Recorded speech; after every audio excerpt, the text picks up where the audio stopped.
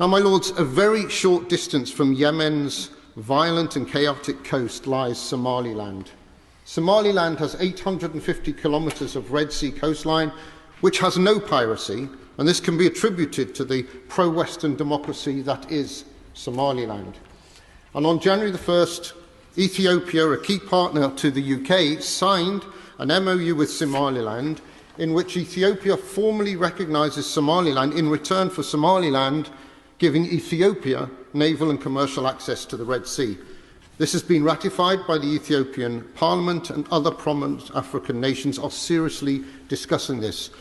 My lords, I urge my noble friend the Foreign Secretary to look at these positive developments with a sense of urgency.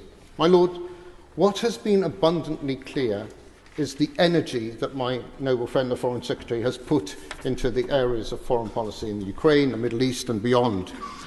It's a dangerous world, as we've all heard, being made more dangerous every day by the actions of the regime of Tehran and its proxies, whether Hamas, Hezbollah or the Houthis. But, my lords, there appears to be an opportunity for the UK to play a significant role in the Horn of Africa. My noble friend the Foreign Secretary has a unique role after hosting the Global Somali Conference in 2014. The UK is also the penholder at the UN on Somalia and Somaliland, and therefore is perfectly positioned to take a lead. My lords, putting Somalia back together has not worked. The world has changed, and it's moved on since our One Somalia policy, which was born in 1961. And it's time our policy changed too.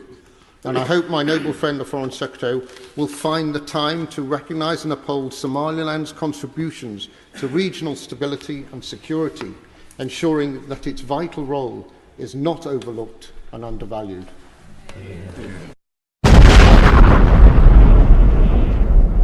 Yeah.